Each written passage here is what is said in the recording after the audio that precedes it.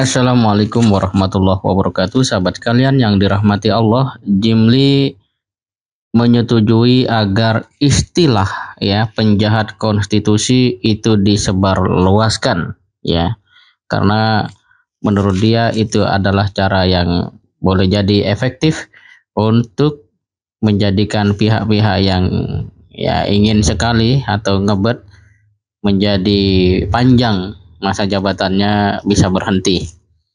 Jimli mengatakan seperti dikutip Republika, istilah penjahat konstitusi baik juga disebarluaskan agar bisa dicegah dan diberantas. Ujar Jimli membalas komentar seorang netizen. Republika telah mendapat izin dari Jimli untuk mengutip semua kicauannya itu. Seperti dilansir oleh Republika bahwa Jimli menyetujui stop wacana perpanjangan jabatan Jokowi. Menurutnya, isu perpanjangan jabatan presiden, menunda pemilu, kemungkinan Jokowi jadi cawapres sudah terlalu lama dibahas sebagai ilusi tidak nyata, kata Jimli mengawali cuitannya. Sahabat kalian, bisa kita lihat bahwa dalam konteks ini tampaknya Bapak Jimli sudah sangat kecewa. Sudah habis lah istilahnya argumen untuk memberikan sebuah penjelasan secara ilmiah, mengingat semua isu itu tidak saja bertentangan dengan regulasi di dalam perundang-undangan negeri ini, tetapi juga menunjukkan hasrat yang begitu kuat untuk terus berkuasa. Satu hal yang memang sudah seharusnya diingatkan, dicegah, bahkan harus dilawan. Oleh karena itu dia mengatakan sebaiknya di stop saja isu tersebut. Jangan habiskan waktu dibahas lagi, katanya.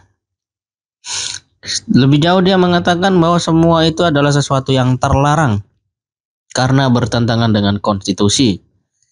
Dia mengatakan pasti tidak akan terjadi, ujarnya menegaskan. Nah, sahabat sekalian yang dirahmati Allah, isu perpanjangan masa jabatan presiden kembali mengemuka usai Bambang Susatyo memberikan usulan itu, dan kemudian dia mengatakan bahwa itu hanya sebuah cara untuk mengajak masyarakat berpikir. Berpikir kok menentang aturan gitu kan.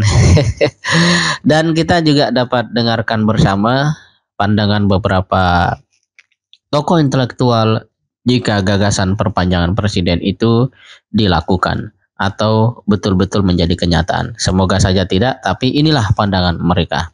Saya termasuk yang mengatakan kalau para elit ini menggunakan keinginan pribadinya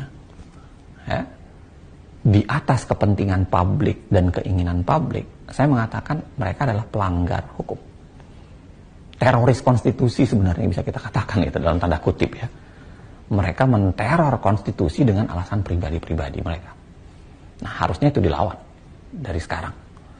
Saya bahkan tadi sudah sampaikan kalau memang presiden diindikasikan ingin secara pribadi memperpanjang dirinya, punya agenda pribadi, bahkan kemudian mengkreasikan cara untuk merusak kehidupan bernegara dengan memperpanjang itu, saya termasuk yang mengatakan itu menjadi alasan cukup untuk impeachment harusnya.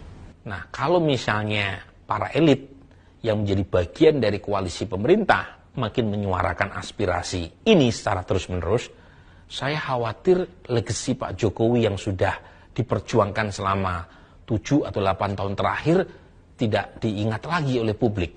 Justru bisa terjadi karena banyak sekali orang-orang yang seharusnya bisa bilang ini salah, bilangnya ini nggak apa-apa, bisa dibenarkan. Nah, ini yang saya sebut dengan, saya pakai istilahnya Romo Mangun intelektual kelas kambing. Intelektual tukang yang pada akhirnya hanya memberikan stempel bagi apapun yang penguasa inginkan. Jadi kan kita seakan-akan misalnya ada, saya tidak perlu sebut nama lah si A, si B, si C, intelektual tukang atau intelektual kelas kambing itu yang bilang, oh bisa di amandemen caranya begini, memberitahu malah caranya. Nah, itu yang harus kita lawan. Kita harus bilang bahwa ini salah, karena demokrasi kita yang dipertaruhkan. Kita nggak bicara pasal, kita bicara prinsip-prinsip demokrasi. Semoga dari uraian mereka dan para cendekiawan, intelektual, dan tokoh yang terus menyuarakan perlawanan terhadap upaya para penjahat konstitusi, ada juga yang mengatakan teroris konstitusi, ada juga yang mengatakan kudeta konstitusi dapat berakhir, dan pemilu 2024 dapat kita gelar dengan kegembiraan yang menghasilkan pemimpin berkualitas. Demikian, terima kasih. Assalamualaikum warahmatullahi wabarakatuh.